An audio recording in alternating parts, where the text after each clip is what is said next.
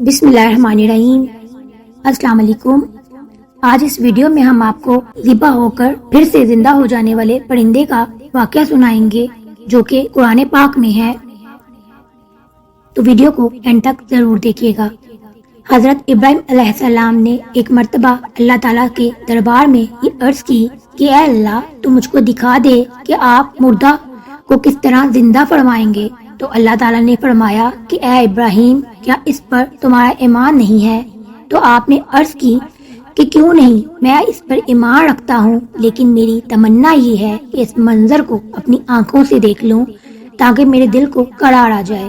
تو اللہ پاک نے فرمایا تم 4 پرندوں کو پالو اور ان کو خوب کھلا پلا کر اچھی طرح کھلا ملا لو، پھر تم انہیں ذبح کر کر اور ان کا قیمہ بنا کر اپنے گرد و نواح کے چند پہاڑوں پر تھوڑا تھوڑا گوشت رکھ دو۔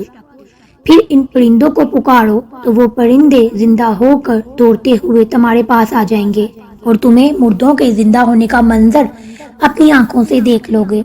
چنانچہ حضرت ابراہیم علیہ السلام نے ایک مرغا، ایک کبوتر، ایک گدھ اور ایک مور ان کو لیا، ان 4 پرندوں کو پالا اور ایک مدت تک ان 4 پرندوں کو کھلا پلا کر خوب کھلا ملا لیا۔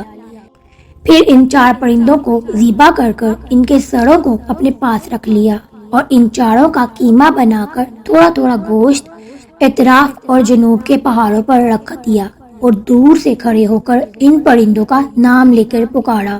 آپ علیہ السلام کی پکار پر ایک دم پہاڑوں سے گوشت کا قیمہ اڑنا شروع ہو گیا اور ہر پرند کا گوشت، پوست، ہڈی پر الگ ہو کر 4 پرند تیار ہو گئے اور وہ 4 پرند بلا سروں کے دوڑتے ہوئے حضرت ابراہیم علیہ السلام کے پاس آ گئے اور اپنے سروں سے جڑ کر دانا چگنے لگے اور اپنی اپنی بولیاں بولنے لگے۔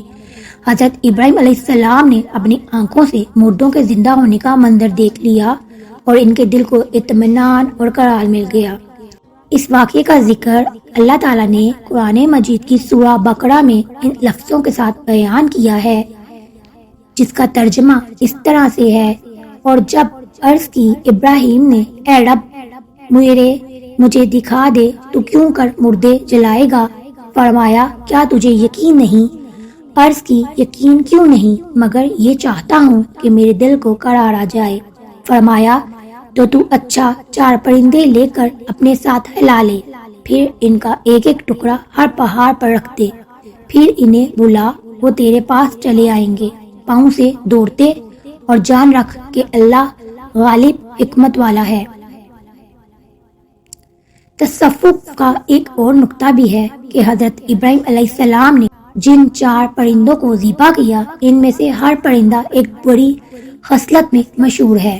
مثلاً مور کو اپنی شکل و صورت کی خوبصورتی پر گھمنڈ رہتا ہے، اور مرغ پر کثرت شہوت کی بری خصلت ہے، اور گدھ میں حرص اور لالچ کی بری عادت ہے، اور کبوتر کو اپنی بلند پروازی اور اونچی اڑان پر بہت غرور ہوتا ہے۔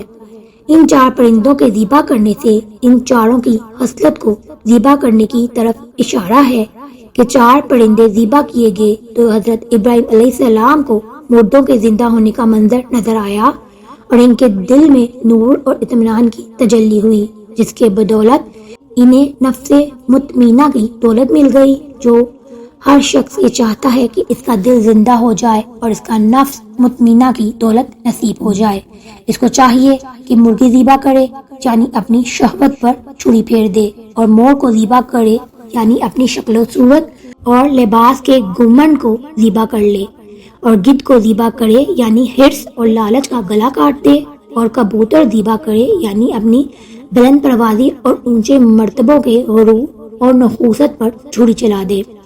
اگر کوئی ان 4 بری عادتوں کو ذبح کر دے گا تو انشاءاللہ تعالی وہ اپنے دل کے زندہ ہونے کا منظر اپنی آنکھوں سے دیکھ لے گا اور اس کو نفس مطمئنہ کی سرفرازی کا شرف حاصل ہو جائے گا۔ واللہ عالم۔ اگر آپ کو یہ ویڈیو اچھی لگی ہو، لائک اور شیئر کیجیے گا، چینل پر نہیں ہے تو اسے لائک اور سبسکرائب کر لیجیے۔ اپنا بہت سا خیال رکھیے گا۔ اللہ تعالیٰ آپ سب کی حفاظت کرے اور اپنے حفظ و امان میں رکھے۔ آمین ثم آمین۔ اللہ حافظ۔